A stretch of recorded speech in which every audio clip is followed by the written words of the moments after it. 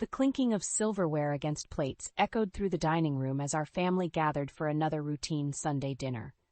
My husband, Caleb, chatted amiably with my niece, Lila, who had been staying with us for the weekend. The aroma of my famous pot roast filled the air, but little did I know that the evening's events would leave a far more pungent taste. "This is delicious, Aunt Meredith," Lila said, taking another bite. "It's been so long since I've had a home-cooked meal like this." "Thank you, sweetie," I replied with a smile, savoring the moment of normalcy amidst the chaos that was about to unfold. Caleb nodded in agreement, his mouth full. "Your aunt's a fantastic cook. You should come over more often." Lila's gaze dropped, her expression turning somber. "I'm not sure if that's such a good idea." An uneasy silence settled over the table. Caleb and I exchanged a puzzled glance, sensing the shift in Lila's demeanor. "What's wrong, honey?" I asked, reaching across the table to touch her hand. Lila's eyes welled up with tears, and she let out a shuddering breath. "I can't keep this a secret anymore. Dad, he's been doing something illegal at work." The words hung heavy in the air, like a suffocating fog. Caleb's brow furrowed, his lawyer's instincts kicking in. "What do you mean, illegal?" he probed gently. Lila's trembling hands gripped the table's edge. "He's been embezzling money from the company. I overheard him talking about it on the phone with someone." My heart sank and a wave of nausea washed over me. My own brother Derek, stealing from the very company that employed us both? It seemed too outrageous to be true, and yet Lila's distress left little room for doubt. "Are you sure about this, Lila?" I asked, my voice barely above a whisper. She nodded, her expression a mixture of fear and determination. "I wouldn't lie about something like this, Aunt Meredith. He's been acting strange for months, always stressed and spending money like it's going out of style. I didn't want to believe it at first, but the evidence is staring us right in the face." Caleb reached across the table, clasping Lila's hand in a reassuring gesture. "We'll get to the bottom of this, I promise. Your dad's going to have to answer for his actions, but we'll make sure you and your mom are taken care of." As the gravity of the situation sank in, I couldn't help but feel a sense of betrayal. Derek was my own flesh and blood, someone I had trusted implicitly. Now, his actions threatened to tear our family apart, and I found myself caught in the crosshairs of a battle I never saw coming. The pot roast lay untouched, its once tantalizing aroma now a bitter reminder of the harsh reality that had invaded our home. As Layla's confession echoed in my mind, I knew that nothing would ever be the same again. I could barely sleep that night, Lila's revelation replaying in my mind like a broken record. How could Derek, my own brother, be capable of such deceit? As morning light crept through the curtains, I resolved to confront him and get to the bottom of this mess. Caleb insisted on coming with me, his jaw set in a grim line. He's not going to like what we have to say, but he needs to face the consequences of his actions. We arrived at Derek's upscale suburban home, the extravagance of it all now glaringly conspicuous.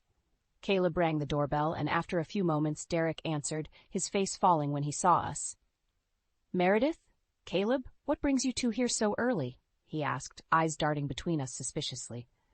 I took a deep breath, steeling myself. "We need to talk, Derek. It's about the company." His expression hardened and he stepped back, ushering us inside. "What about it?" "Don't play dumb, Derek," Caleb interjected, his tone stern. "Lila told us everything, the embezzlement, the illegal activities. It all ends now." Derek's face contorted with rage, and he slammed his fist against the wall. "That little brat! How dare she stick her nose where it doesn't belong?" "She's your daughter, Derek," I cried, appalled by his callous reaction. "How could you put your own family at risk like this?" He whirled towards me, his eyes wild.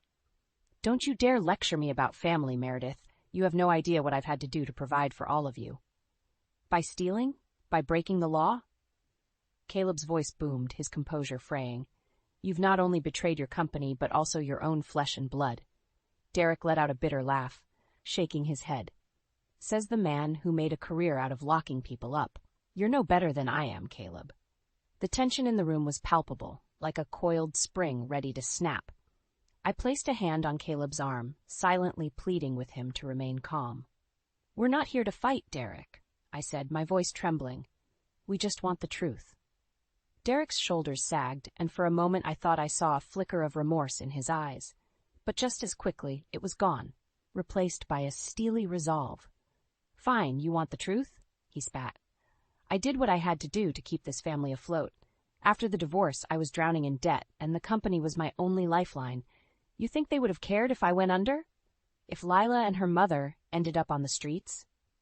His words hung in the air, a twisted justification for his crimes. Caleb shook his head, his jaw clenched. "That doesn't make it right, Derek. You've broken the law, and there will be consequences."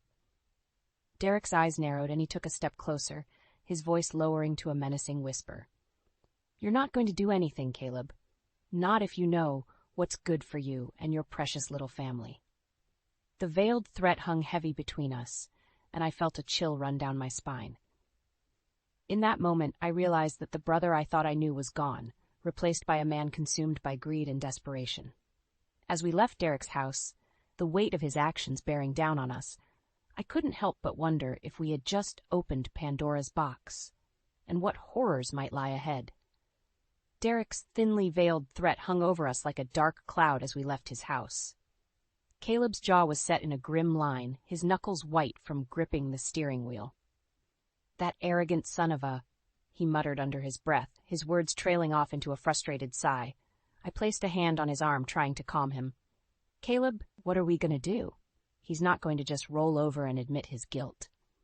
Caleb's eyes met mine, a steely determination burning within them.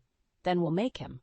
I'm not going to let that scumbag get away with what he's done." In that moment, I saw a glimpse of the tenacious prosecutor Caleb had once been, a man who wouldn't rest until justice was served. "Where do we start?" I asked, my voice wavering slightly. "We start by gathering evidence," Caleb replied, his tone leaving no room for argument. "Anything we can find that proves Derek's involvement in this embezzlement scheme." The days that followed were a whirlwind of covert investigation. Caleb pored over financial records, cross-referencing dates and transactions, building an ironclad case against my brother. I couldn't help but feel a sense of unease, as if I were betraying my own flesh and blood. "I know this is hard for you, Meredith," Caleb said one evening, his voice softer than usual. "But Derek made his choices, and now he has to face the consequences." I nodded, fighting back tears. He's my brother, Caleb. How could he do something like this?" Caleb reached across the table, taking my hand in his. "Greed can make even the most trusted people do terrible things, but we can't let that blind us to the truth." As the evidence mounted, a clearer picture began to emerge. Derek had been systematically siphoning funds from the company for years, using his position to cover his tracks. But it wasn't just the money. He had also been manipulating and threatening those closest to him, including his estranged wife, Elise, and their daughter, Lila. "That bastard," Caleb growled, slamming his fist on the table as we reviewed the latest findings. "He's been holding Elise and Lila hostage this whole time, using their fear and his control over their finances to keep them quiet." I felt sick to my stomach, the depth of Derek's depravity hitting me like a ton of bricks. This was no longer just about embezzlement. It was about protecting my family from a man who had descended into a pit of moral corruption. Caleb's eyes met mine, his gaze unwavering. "We have to stop him, Meredith, no matter what it takes." In that moment, I knew there was no turning back. Derek had made his choices, and now it was up to us to make ours, to stand up against his wickedness and bring him to justice, no matter the cost. As the days wore on, the weight of Derek's crimes began to take its toll. At work, whispers and sideways glances followed me through the corridors, my connection to the unfolding scandal like a scarlet letter.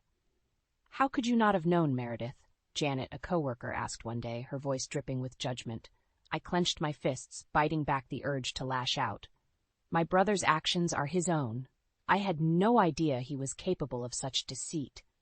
Janet shook her head, her lips pursed. "Well, the apple doesn't fall far from the tree, does it?" The comment stung, and I fought back tears as I retreated to my office, slamming the door behind me.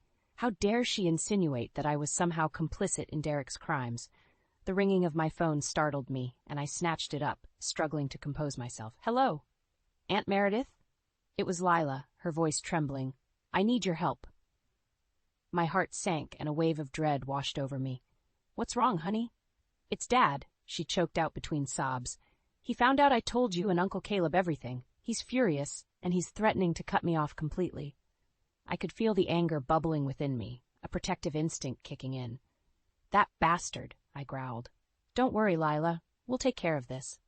Hanging up, I wasted no time in calling Caleb, relaying the situation with urgency. His voice was grim, but resolute. "I'll be right there. We're not letting him get away with this anymore."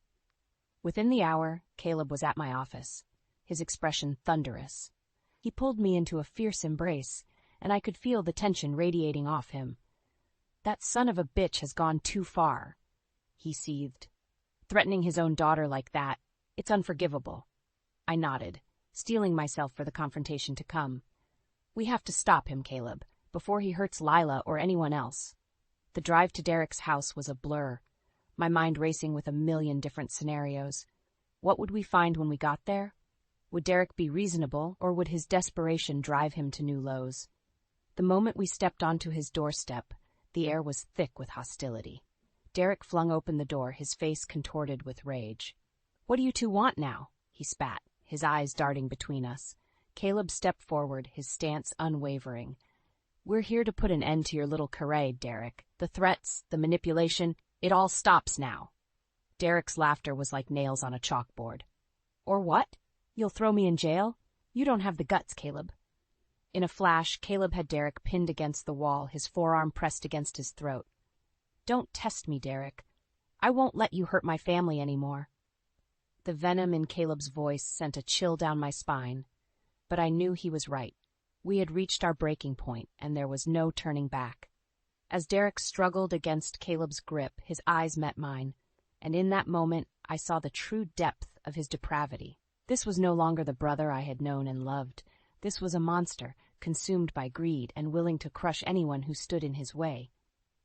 The die was cast, and the battle lines were drawn.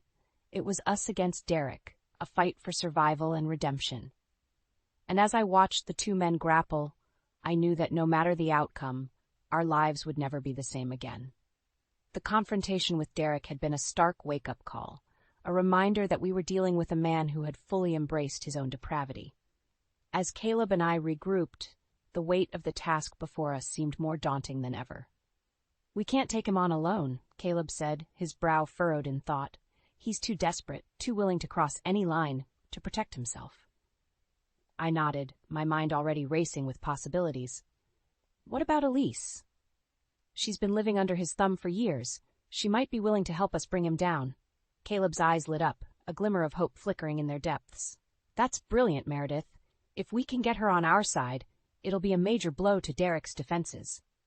Reaching out to Elise was a delicate process, shrouded in secrecy to protect her from Derek's wrath. But when we finally met, the pain and resentment in her eyes were palpable. "That bastard has made my life a living hell," she spat, her knuckles white from gripping the table. "He's threatened me, controlled every aspect of my existence, all to keep me quiet about his little schemes." Caleb leaned forward, his voice low and reassuring. "Not anymore, Elise. We're going to stop him, but we need your help." The fire in Elise's eyes was unmistakable, a burning desire for justice that had been simmering for far too long. "Whatever it takes," she said firmly. "I'm done living in fear." With Elise on board, the pieces began to fall into place. Caleb's contacts from his days as a prosecutor proved invaluable as we slowly built a network of allies, disgruntled employees, forensic accountants, anyone who could help us unravel the tangled web of Derek's crimes. But as our efforts intensified, so did Derek's desperation. Lila reported increasingly erratic behavior, outbursts of rage, and thinly veiled threats. It was clear that he was starting to sense the noose tightening around him. "We have to be careful," Caleb warned during one of our clandestine meetings. "Derek's like a caged animal right now, and there's no telling how far he'll go to protect himself." The tension was palpable, a constant undercurrent of danger lurking beneath the surface. But we were resolved, united in our determination to bring Derek's reign of terror to an end. Late one night, as I sat poring over financial records, my phone buzzed with an incoming call. It was one of Caleb's contacts, his voice laced with urgency. "We've got him," the man said breathlessly. "Ironclad evidence of fraud, money laundering, the whole 9 yards. It's time to make our move." I felt a rush of adrenaline, the moment we'd been working towards finally within reach.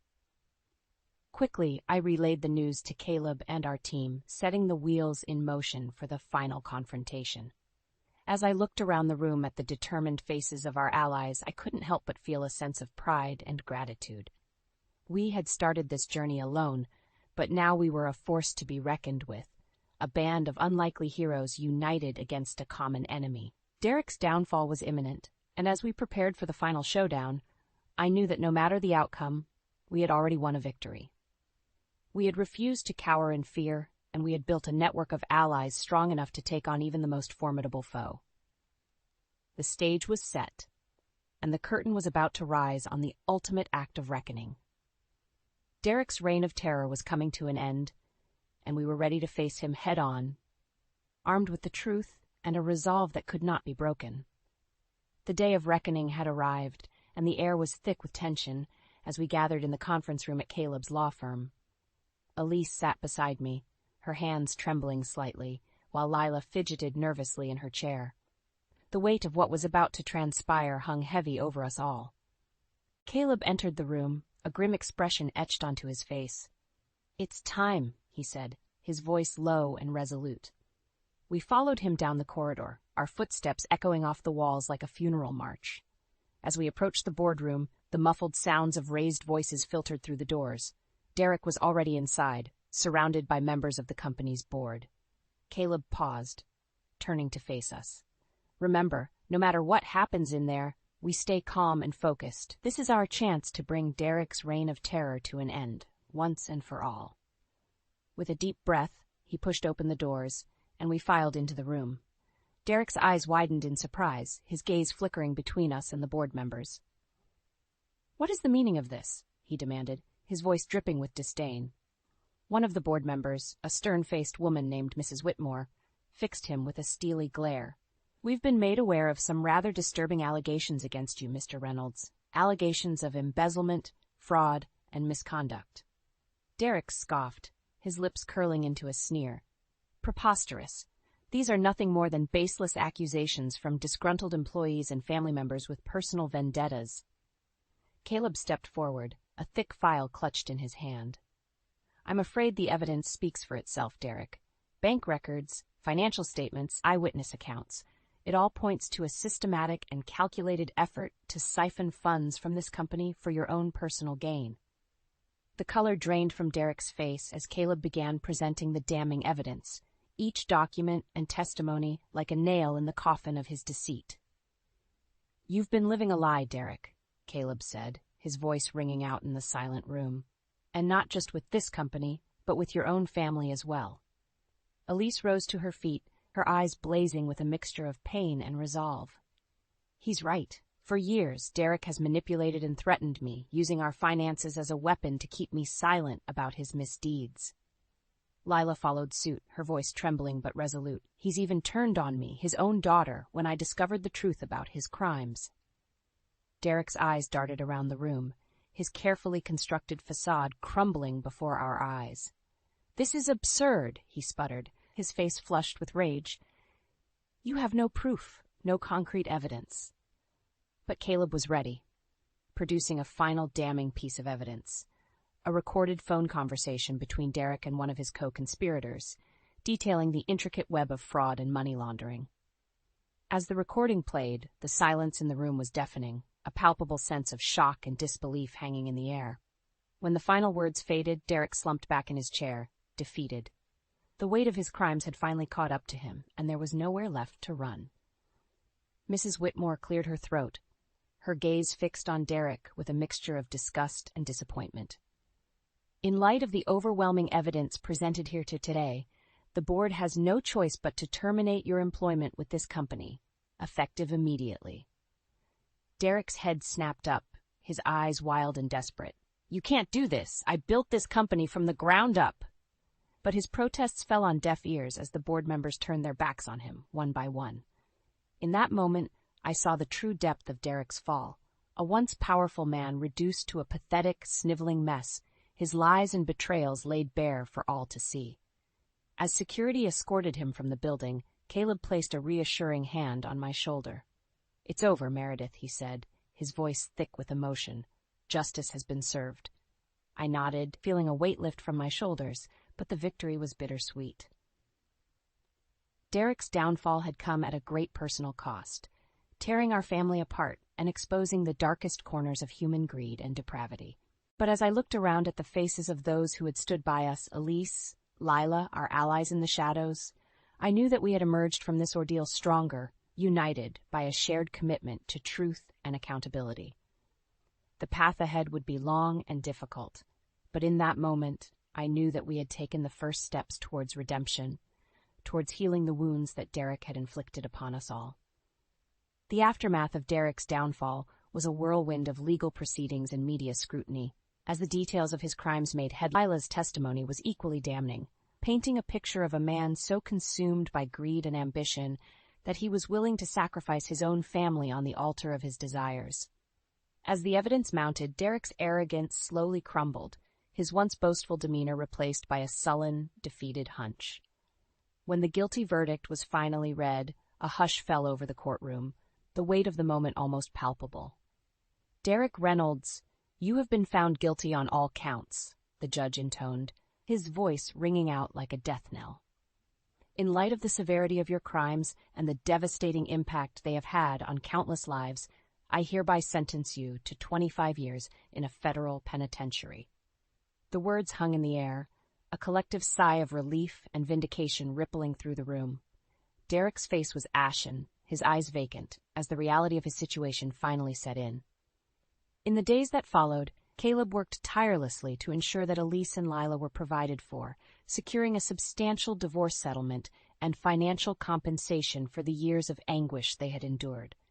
It was a small victory in the grand scheme of things, but an important one nonetheless. As for me, the weight of Derek's betrayal still hung heavy on my heart. He was my brother, my own flesh and blood, and yet he had shown no hesitation in sacrificing everything: our family, our bond, our trust in pursuit of his own selfish desires. "You did the right thing, Meredith," Caleb would remind me, his arms wrapped around me in a comforting embrace. "Derek made his choices, and now he's facing the consequences." And slowly, gradually, I began to heal. The wounds inflicted by Derek's actions were deep, but with the love and support of Caleb, Elise, and Lila, I found the strength to move forward, to reclaim the pieces of my life that had been shattered. It was during one of our regular family dinners, a ritual we had reestablished in the wake of Derek's downfall, that I finally found a sense of closure. As we gathered around the table, the laughter and warmth a stark contrast to the darkness we had endured, I looked around at the faces of those I loved most. Elise, her eyes shining with a newfound sense of freedom and empowerment. Lila, her smile radiant and unencumbered by the weight of her father's sins. And Caleb, my rock, my unwavering source of strength and love. In that moment, I realized that while Derek had tried to tear us apart, he had ultimately failed. Our bonds had been tested, but they had emerged stronger than ever, forged in the fires of adversity and tempered by our collective resolve. As I raised my glass, a sense of gratitude washed over me. "To family," I said, my voice thick with emotion, "and to the journey that has brought us here, stronger and more resilient than ever before." The echoes of agreement filled the room, a testament to the power of love and perseverance in the face of even the darkest of trials. Derek's fate was sealed, his legacy one of greed and betrayal. But for us, a new chapter was unfolding, one filled with hope, redemption, and the promise of brighter days ahead. The days leading up to Derek's sentencing were a whirlwind of emotions. Caleb and I had spent countless hours preparing our victim impact statements, poring over every detail, every heartache Derek had inflicted upon us. "This is our chance to have our voices heard," Caleb said, his brow furrowed in concentration, "to make sure Derek understands the true gravity of his actions." When the day finally arrived, the courtroom was packed, a sea of faces eager to witness the final act of reckoning. Derek was led in, his once imposing figure now diminished, his eyes downcast and hollow. As I took the stand, my hands trembled, but my voice was steady, fueled by a deep well of resolve.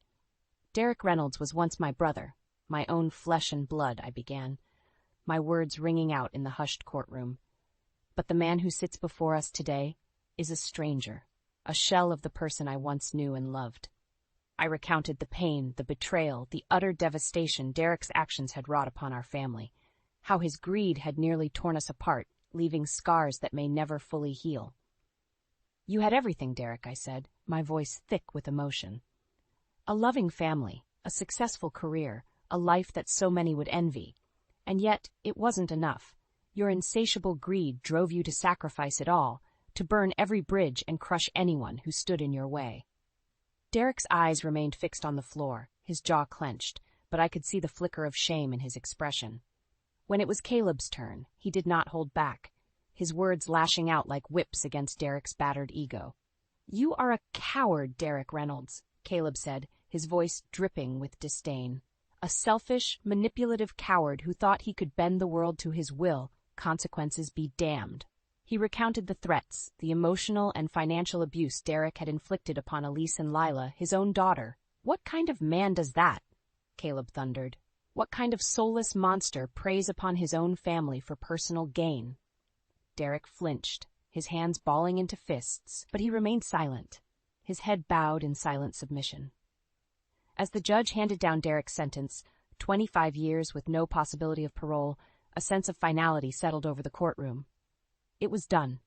The monster had been caged, and justice had been served. In the weeks that followed, a strange sense of calm descended upon our lives. The storm had passed, leaving us battered but ultimately stronger for having weathered it together. Elise and Lila found solace in their newfound freedom, slowly rebuilding their lives from the ashes of Derek's destruction. Lila, in particular, blossomed, her smile radiant and unencumbered by the weight of her father's sins. "It's like a weight has been lifted," she confided in me one day, her eyes shining with hope. "I can finally breathe again, without the constant fear of his wrath hanging over me." As for Caleb and me, our bond had been forged in the fires of adversity, tempered by our shared commitment to truth and justice. We had faced the darkness head-on and emerged on the other side, battered but unbroken. It was during one of our regular family dinners that I truly felt the weight of what we had endured and what we had overcome. As we gathered around the table, the laughter and warmth a stark contrast to the darkness we had faced, I looked around at the faces of those I loved most. Elise, her eyes shining with a newfound sense of freedom and empowerment. Lila, her smile radiant and unencumbered by the weight of her father's sins. And Caleb, my rock, my unwavering source of strength and love. In that moment I realized that while Derek had tried to tear us apart, he had ultimately failed. Our bonds had been tested, but they had emerged stronger than ever, forged in the fires of adversity and tempered by our collective resolve. As I raised my glass, a sense of gratitude washed over me. "To family," I said, my voice thick with emotion, "and to the journey that has brought us here, stronger and more resilient than ever before."